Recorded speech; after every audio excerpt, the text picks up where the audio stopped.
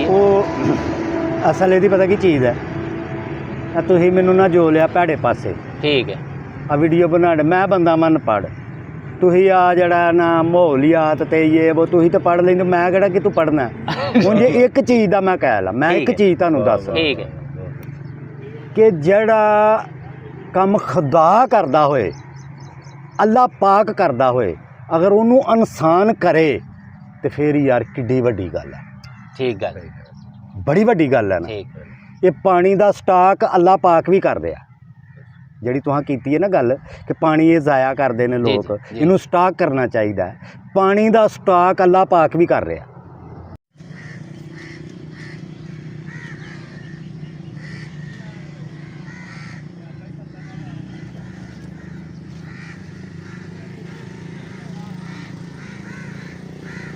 अस्सलाम वालेकुम। गल वेले दी नाल मैं तुहाडा यार, तुहाडा दोस्त, तुहाडा मित्र, तुहाडा संगी जुल्फकार जट, ते तुसीं देख रहे हो गल वेले दी। ते इस टाइम असीं मौजूद हाँ जनाब डस्के, ते साडे है पिछे वगदी है पई नहर, ते मज़े की गल ये कि विच मझां तरदियां जाणदियां हैं। अगे सुनी दा ही जी ये आबी जानवर है, लेकिन अज असीं लाइव देखिया कि जनाब मझां तरदियां जाणदियां हैं, वो डुबदियां ही नहीं, एडियां वजनी हुंदियां। बाहर ये गल्लां ते असीं करदे रहांगे। चाचा जी बहुत शुक्रिया, तुसीं टाइम दिता। तो चाचे होरी साढ़े डस्के अपना कारोबार ये वो सारा कुछ करते हैं। तो अज असी चाचे होरां कोल ही आए सी। मैं क्या चाचे होरां दे चाहण वाले जिहड़े ने, मुहब्बत करन वाले, वो बड़ा मिस कर रहे हैं। तो चाचे होरां नूं दोबारा असी अपने विलाग दे विच लैके आईए। चाचा जी थोड़ा जिहा सानूं डस्के बारे दसो, ते नाले अज दी गल वेले दी तुसीं दसो। मेहरबानी, तुसीं आए हो।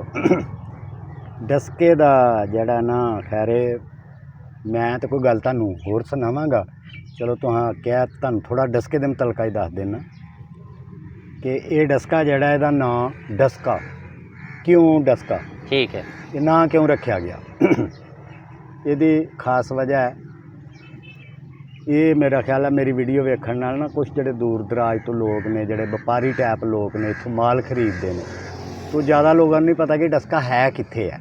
ठीक है। वो सानूं फिर फोन ते उन्होंने कहना पैंदा है डस्का सियालकोट डस्का, फिर उन्होंने समझ लग जिहड़े अगले इलाके यानी गुजरांवाला ते सियालकोट दा दरम्यान जिहड़ा डस्का, डस्का इस तरह दसना पे। ठीक है।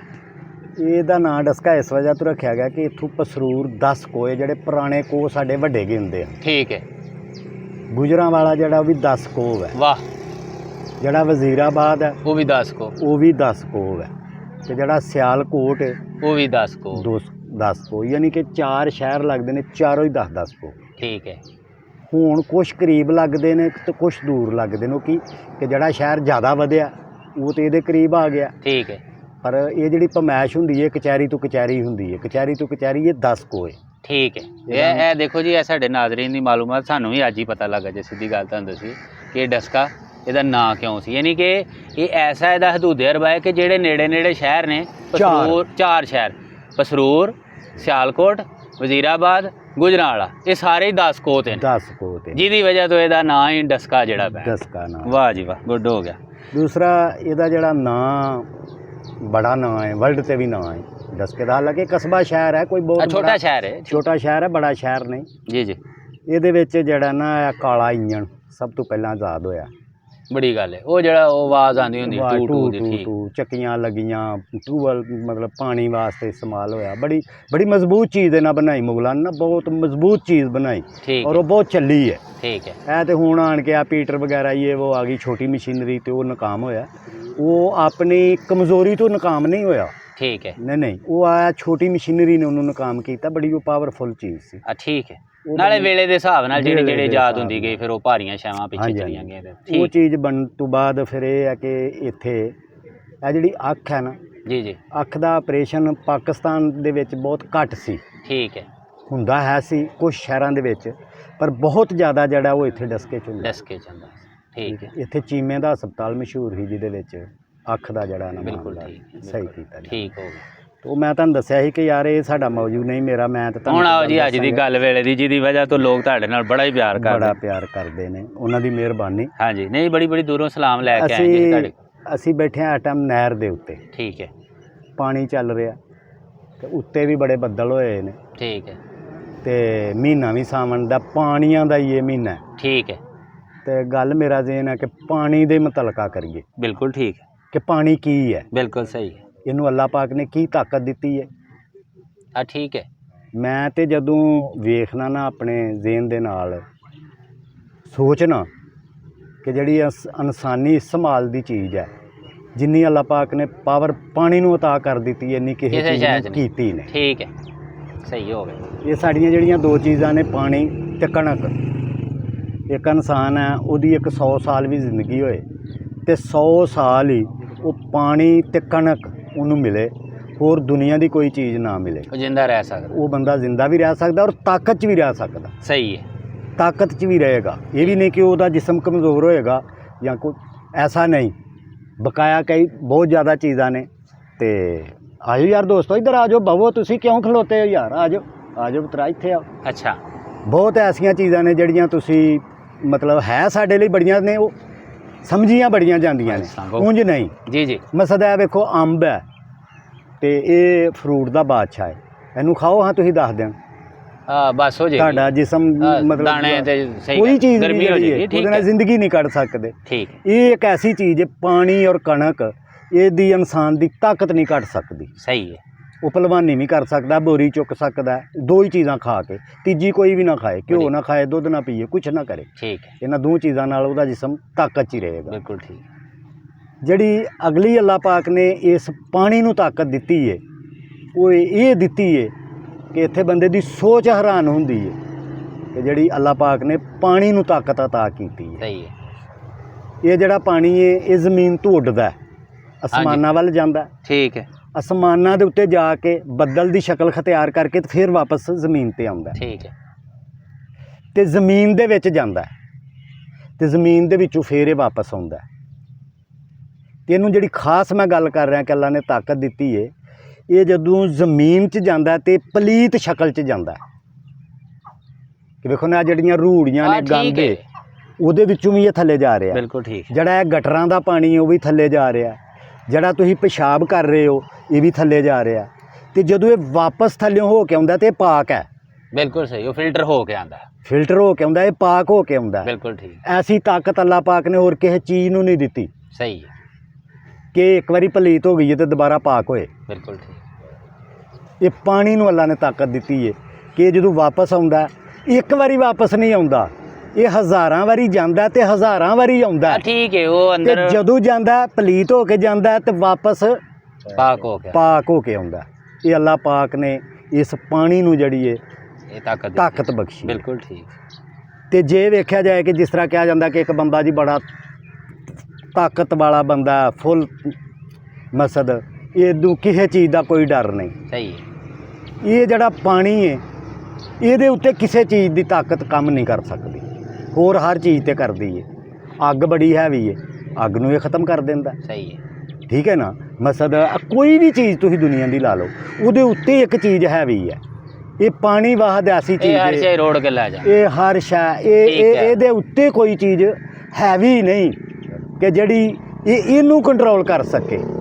ਅੱਲਾਹ ਪਾਕ ਨੇ ਉਧਰੋਂ ਵੀ ਇਹਨੂੰ ਤਾਕਤ ਦਿੱਤੀ, ਇਧਰੋਂ ਵੀ ਇਹਨੂੰ ਤਾਕਤ ਦਿੱਤੀ। ਠੀਕ ਹੈ। ਠੀਕ ਹੈ ਨਾ। ਅਗਲੀ ਗੱਲ ਹੁਣ ਜ਼ੁਲਫਕਾਰ ਸਾਹਿਬ ਇਹ ਹੋ ਗਈ, ਗੌਰ ਇਸ ਗੱਲ ਤੇ ਕਰਨੀ ਹੈ ਕਿ ਜਦੋਂ ਇਹ ਜ਼ਮੀਨ 'ਚ ਜਾਂਦਾ ਹੈ ਤੇ ਜ਼ਮੀਨ 'ਚੋਂ ਵਾਪਸ ਆਉਂਦਾ ਹੈ ਤੇ ਉਹ ਕਿਹੜਾ ਫਿਲਟਰ ਹੈ ਜਿਹੜਾ ਇਹਨੂੰ ਪਾਕ ਕਰ ਰਿਹਾ। ਠੀਕ ਹੈ। ਇਹ ਵੀ ਤਾਂ ਸੋਚਣਾ ਨਾ ਕਿ ਕਿਉਂ ਪਾਕ ਹੋ ਰਿਹਾ।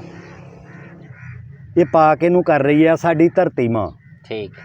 ਜ਼ਮੀਨ। ਜ਼ਮੀਨ ਇਹਨੂੰ ਕਿਉਂ ਮਾਂ ਕਿਹਾ ਗਿਆ ਕਿ ਇਹ ਹਰ ਚੀਜ਼ ਦੀ ਪਰਦਾ ਪਾਉਣ ਵਾਲੀ ਚੀਜ਼ ਹੈ। ਠੀਕ ਹੈ। ਇਹ ਵੀ ਇਹਦੇ ਪਰਦੇ 'ਚ ਚਲਾ ਜਾਂਦਾ ਹੈ। ਠੀਕ। ਪਾਣੀ ਇਹਦੇ ਪਰਦੇ 'ਚ ਜਾਂਦਾ ਹੈ। ਪਾਣੀ ਪਰਦੇ 'ਚ ਹੋ ਕੇ ਜਦੋਂ ਵਾਪਸ ਆਉਂਦਾ ਤੇ ਇਹ ਸਾਡੀ ਧਰਤੀ ਮਾਂ ਇਹਨੂੰ ਸਾਫ਼ ਕਰ ਦਿੰਦੀ। ਅੱਛਾ, ਅਗਲੀ ਹੁਣ ਗੱਲ ਜ਼ੁਲਫਕਾਰ ਸਾਹਿਬ ਇਹ ਹੈ, ਇਹ ਪਾਣੀ ਦੇ ਮੁਤਲਕ ਆਈ ਕਿ ਜਿਹੜੀ ਚੀਜ਼ ਬਣੀ ਹੈ ਨਾ, ਕੋਈ ਇੱਕ ਜਾਂ ਦੋ ਇਸਤੇਮਾਲਾਂ 'ਚ ਆਉਣ ਵਾਸਤੇ ਬਣੀ ਹੈ। ਠੀਕ ਹੈ। ਮਤਲਬ ਜਿਸ ਤਰ੍ਹਾਂ ਮੈਂ ਕਣਕ ਦੀ ਗੱਲ ਕੀਤੀ ਤੇ ਕਣਕ ਨੂੰ ਅਸੀਂ ਖਾ ਹੀ ਸਕਨੇ ਆ ਨਾ। ਠੀਕ ਹੈ। ਖਾਣ ਤੋਂ ਇਲਾਵਾ ਇਹਦਾ ਕੀ ਇਸਤੇਮਾਲ ਕਰਾਂਗੇ? ਠੀਕ ਹੈ। ਇਹਦਾ ਅਸੀਂ ਕੋਈ ਇਸਤੇਮਾਲ ਨਹੀਂ ਕਰ ਸਕਦੇ। ਇਹ ਜਿਹੜਾ ਪਾਣੀ ਹੈ ਇਹ ਬਹੁਤ ਇਸਤੇਮਾਲਾਂ 'ਚ ਆ ਰਿਹਾ। ਜੀ।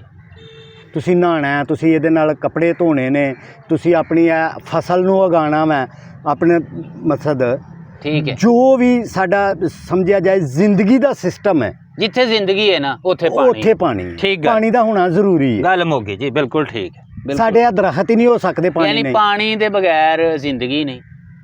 ਤੇ ਜ਼ਿੰਦਗੀ ਸਮਝ ਲਓ ਕਿ ਪਾਣੀ ਹੈ। ਔਰ ਵੈਸੇ ਵੀ ਧਰਤੀ ਦੇ ਉੱਤੇ 60 ਤੋਂ 65% 70% ਪਾਣੀ ਹੈ, ਬਾਕੀ ਖੁਸ਼ਕੀ ਹੈ। ਖੁਸ਼ਕੀ ਠੀਕ ਹੈ। ਇਹਦਾ ਮਤਲਬ ਇਹ ਵੇ ਕਿ ਹੁਣ ਵੀ ਇਹ ਜਿਹੜੇ ਸਾਇੰਸਦਾਨ ਜਾਂਦੇ ਨੇ ਨਾ ਮਰੀਖ ਦੇ ਉੱਪਰ ਜਾਣ ਦੀ ਕੋਸ਼ਿਸ਼ ਕਰ ਰਹੇ ਨੇ ਜਾਂ ਗਏ ਨੇ ਦੂਸਰੇ ਸਿਆਰਿਆਂ ਦੇ, ਤੇ ਉੱਥੇ ਸਭ ਤੋਂ ਪਹਿਲੀ ਚੀਜ਼ ਲੱਭਦੇ ਹੀ ਨੇ ਪਾਣੀ।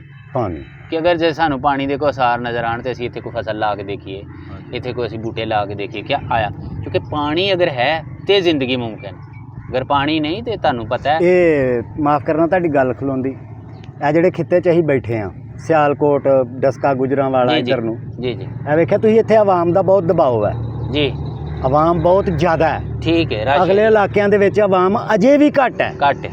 ਠੀਕ ਕਹਿ ਰਹੇ, ਇੱਥੇ ਗੁੰਜਾਨ ਆਬਾਦ ਇਲਾਕੇ। ਕਿਉਂਕਿ ਇੱਥੇ ਕਿਉਂ ਜ਼ਿਆਦਾ ਹੈ ਕਿ ਇਹਦਾ ਪਾਣੀ ਥੱਲੜਾ ਠੀਕ ਹੈ। ਹਾਂਜੀ। ਜਦੋਂ ਕਿਤੇ ਦੁਨੀਆ ਆਬਾਦ ਹੋਈ ਹੈ ਤੇ ਜਿਹੜੇ ਸਾਡੇ ਵੱਡਿਆਂ ਨੇ ਕੀਤੀ ਹੈ ਤੇ ਜਿਨ੍ਹਾਂ ਨੇ ਇਹ ਜਿਹੜੇ ਅੱਜ ਸ਼ਹਿਰ ਬਣੇ ਨੇ, ਇੱਥੇ ਤੇ ਪਹਿਲਾਂ ਕੋਈ ਇੱਕ ਦੋ ਘਰ ਬੈਠੇ ਹੋਣਗੇ। ਬਿਲਕੁਲ ਠੀਕ। ਠੀਕ ਹੈ ਨਾ, ਜਿੱਥੇ ਕੋਈ ਪਿੰਡ ਬਣੇ ਨੇ ਇੱਥੇ ਇੱਕ ਡੇਰਾ ਬਣਿਆ ਹੋਏਗਾ, ਇੱਕ ਘਰ ਬੈਠਾ ਹੋਏਗਾ। ਬਿਲਕੁਲ ਠੀਕ। ਤੇ ਉਹ ਇਸ ਜਗ੍ਹਾ ਤੇ ਉਦੋਂ ਦੁਨੀਆ ਬੈਠੀ ਏ ਕਿ ਇੱਥੇ ਪਾਣੀ ਠੀਕ ਹੈ ਜੀ, ਠੀਕ ਹੋ ਗਿਆ। ਇਹ ਅਗਲਾ ਇਲਾਕਾ ਤੁਸੀਂ ਆ ਬਹਾਵਲਪੁਰ, ਮਲਤਾਨ ਇੱਧਰ ਏਰੀਏ ਜਾਂਦੇ ਹੋ, ਉਹ ਪਾਣੀ ਨਹੀਂ ਠੀਕ, ਉੱਥੇ ਅਜੇ ਵੀ ਦੂਰ ਦਰਾਜ ਤੇ ਪਿੰਡ ਨੇ। ਬਿਲਕੁਲ ਹੈ ਜੀ। ਉੱਥੇ ਬਲਕਿ ਇਹ ਰੇਗਿਸਤਾਨ ਵਾਲਾ ਜਿਹੜਾ ਚੋਲਸਤਾਨ ਦਾ ਇਲਾਕਾ, ਉੱਥੋਂ ਤੇ ਇੱਕ ਵੇਲਾ ਆਉਂਦਾ ਕਿ ਕੂਚ ਕਰਕੇ ਦੂਸਰੀਆਂ ਜਗ੍ਹਾ ਤੇ ਆਪਣੇ ਡੰਗਰ, ਮਾਲ ਮਵੇਸ਼ੀ ਸਾਰਾ ਕੁਝ ਲੈ ਕੇ ਜਾਂਦੇ ਨੇ। ਤੇ ਇਹਦਾ ਪਾਣੀ ਦਾ ਜਿਹੜਾ ਸਿਸਟਮ ਹੈ, ਇਹ ਵੇਖੋ ਉੱਤੇ ਵੀ ਠੀਕ ਹੈ, ਮਸਦ ਉਤਲਾ ਪਾਣੀ ਵੀ ਠੀਕ ਹੈ ਤੇ ਜ਼ਮੀਨ ਦੇ ਥੱਲੜਾ ਵੀ ਠੀਕ ਹੈ। ਅੱਛਾ ਚਾਚਾ ਜੀ, ਇਹ ਤੇ ਗੱਲ ਹੋ ਗਈ ਪਾਣੀ ਦੀ ਅਹਿਮੀਅਤ ਦੀ। ਠੀਕ ਹੈ। ਹੁਣ ਇਹਦੇ ਵਿੱਚ ਥੋੜ੍ਹਾ ਜਿਹਾ ਸਾਡੇ ਨਾਜ਼ਰੀਨ ਨੂੰ ਇਹ ਵੀ ਇਹਦੇ ਬਾਰੇ, ਕਿਉਂਕਿ ਸਾਡਾ ਕੰਮ ਹੈ, ਸਾਡਾ ਪ੍ਰੋਗਰਾਮ ਇਸ ਤਰ੍ਹਾਂ ਦਾ ਕਿ ਅਸੀਂ ਚਾਹੁੰਦੇ ਹਾਂ ਕਿ ਆਵਾਮ ਤੱਕ ਅਗਾਹੀ ਪਹੁੰਚੇ, ਸ਼ਊਰ ਆਏ, ਲੋਕਾਂ ਨੂੰ ਪਤਾ ਚੱਲੇ ਕਿ ਅਗਰ ਇੱਕ ਚੀਜ਼ ਦੀ ਅਹਿਮੀਅਤ ਹੈ ਤਾਂ ਉਹਨੂੰ ਸਾਂਭਣਾ ਕਿਵੇਂ। ਠੀਕ ਹੈ। ਇਸ ਟਾਈਮ ਸਾਡਾ ਬੜਾ ਪਾਣੀ ਜ਼ਾਇਆ ਹੋ ਰਿਹਾ, ਬਹੁਤ ਜ਼ਿਆਦਾ, ਬਹੁਤ ਪਾਣੀ ਜ਼ਾਇਆ ਹੋ ਰਿਹਾ। ਠੀਕ ਹੈ। ਉਹ ਮਤਲਬ ਸਮਝ ਲਓ ਸਮੁੰਦਰ ਬਰਦ ਅਸੀਂ ਕਰ ਰਹੇ ਹਾਂ। ਤੇ ਇਹਦੀ ਇੱਕ ਵਜ੍ਹਾ ਤੇ ਮਾਹੌਲ ਦੀ ਜਿਹੜੀ ਮਾਹੌਲੀਆਤੀ ਤਬਦੀਲੀਆਂ ਆਉਣ ਡਈਆਂ ਨੇ। ਯਾਨੀ ਤੁਸੀਂ ਅਗਰ ਦੇਖੋ ਤੇ ਅਸੀਂ ਜਦੋਂ ਨਿੱਕੇ ਨਿੱਕੇ ਸਾਂ, ਸਾਨੂੰ ਤੂੰ ਹੀ ਇਹ ਗੱਲਾਂ ਸਿਖਾਈਆਂ ਸਨ ਕਿ ਪੁੱਤਰ ਸਾਉਣ ਭਾਦਰੋਂ ਆਉਂਦੀ ਹੈ ਨਾ ਤੇ ਬੂਟੇ ਲਾਇਆ ਕਰੋ। ਠੀਕ ਹੈ। ਬੂਟੇ ਲਾਓ ਤਾਂ ਕਿ ਤੁਹਾਡਾ ਈਕੋਸਿਸਟਮ ਜਿਹੜਾ ਉਹ ਖ਼ਰਾਬ ਨਾ ਹੋਏ। ਹੁਣ ਇਸ ਟਾਈਮ ਹੋਇਆ ਕੀ ਇਹ ਕਿ ਬੂਟੇ ਤੇ ਲੋਕਾਂ ਨੇ ਛੜੇ ਵੱਢ, ਹੁਣ ਵੱਢਣਾ ਤੇ ਇੱਕ ਦਿਹਾੜੀ ਦਾ ਕੰਮ ਹੈ। ਬੂਟੇ ਨੂੰ ਪੂਰਾ ਦਰਖਤ ਬਣਾਉਣ ਵਾਸਤੇ 5 ਸਾਲ ਚਾਹੀਦੇ ਨੇ, 5 ਸਾਲ ਘੱਟੋ ਘੱਟ ਵੀ, ਕਈ ਬੂਟੇ ਨੂੰ 10-10 ਸਾਲ ਵੀ ਲੈ ਜਾਂਦੇ ਨੇ। ਸੋ ਗੱਲ ਇਹ ਵੇ ਕਿ ਇਸ ਟਾਈਮ ਇਹ ਪਾਣੀ ਦਾ ਜਿਹੜਾ ਸਿਸਟਮ ਖਰਾਬ ਹੋਇਆ, ਡਿਸਟਰਬ ਹੋਇਆ, ਉਹ ਹੋਇਆ ਇੱਥੋਂ ਵੀ ਕਿ ਜਦੋਂ ਤੁਹਾਡਾ ਦਰਜਾ ਹਰਾਰਾ ਵੱਧ ਜਾਂਦਾ ਨਾ, ਉਹ ਤੁਹਾਡੇ ਗਲੇਸ਼ੀਅਰ ਪਿਘਲਣਾ ਸ਼ੁਰੂ ਹੋ ਜਾਂਦੇ। ਉਹ ਜਦੋਂ ਪਿਘਲਦੇ ਨੇ ਤੇ ਫਲੱਡ ਆਉਂਦਾ, ਉਹ ਫਲੱਡ ਆ ਕੇ ਤੁਹਾਡਾ ਗਲੇਸ਼ੀਅਰ ਵੀ ਖਤਮ ਹੋਇਆ, ਨਾਲ ਤੁਹਾਡਾ ਜਿਹੜਾ ਉਹ ਸਮਾਨ ਰੋੜ ਕੇ ਲੈ ਜਾਂਦਾ, ਜਾਨਾਂ ਜਾਂਦੀਆਂ, ਮਾਲ ਜਾਂਦਾ, ਤੁਹਾਡੀਆਂ ਜ਼ਮੀਨਾਂ ਕਟਾਓ ਦਾ ਸ਼ਿਕਾਰ ਹੋ ਜਾਂਦੀਆਂ। ਇਹ ਸਾਰੀਆਂ ਚੀਜ਼ਾਂ ਇਹਦੀ ਵਜ੍ਹਾ ਤੋਂ। ਫਿਰ ਜਦੋਂ ਮਾਹੌਲੀਆਤੀ ਤਬਦੀਲੀਆਂ ਆਉਂਦੀਆਂ ਤੇ ਫਿਰ ਤੁਸੀਂ ਇਹ ਦੇਖਿਆ ਹੋਏਗਾ ਕੈਦ ਸਾਲੀ ਵੀ ਆ ਜਾਂਦੀ, ਸਾਰਾ ਕੁਛ ਆ, ਬਾਰਿਸ਼ ਨਹੀਂ ਆਉਂਦੀ, ਕਿਉਂਕਿ ਉਹ ਸਿਸਟਮ ਇੱਕ ਵਾਰੀ ਤੁਸੀਂ ਡਿਸਟਰਬ ਕਰ ਛੱਡੋ। ਤੇ ਇਹ ਜ਼ਰਾ ਥੋੜ੍ਹਾ ਜਿਹਾ ਨਾ ਪਾਣੀ ਦੇ ਰਿਲੇਟਡ ਹੀ ਤੁਸੀਂ ਇਹ ਗੱਲ ਜਿਹੜੀ ਕੀਤੀ, ਉਹ ਅਸਲ ਇਹਦੀ ਪਤਾ ਕੀ ਚੀਜ਼ ਹੈ, ਤੁਸੀਂ ਮੈਨੂੰ ਨਾ ਜੋ ਲਿਆ ਭੈੜੇ ਪਾਸੇ। ਠੀਕ ਹੈ। ਆ ਵੀਡੀਓ ਬਣਾਉਣ ਮੈਂ ਬੰਦਾ ਮਨ ਪੜ੍ਹ, ਤੁਸੀਂ ਆ ਜਿਹੜਾ ਨਾ ਮਾਹੌਲੀਆਤ ਤੇ ਇਹ ਉਹ ਤੁਸੀਂ ਤਾਂ ਪੜ੍ਹ ਲੈਂਦੇ, ਮੈਂ ਕਿਹੜਾ ਕਿ ਤੂੰ ਪੜ੍ਹਨਾ।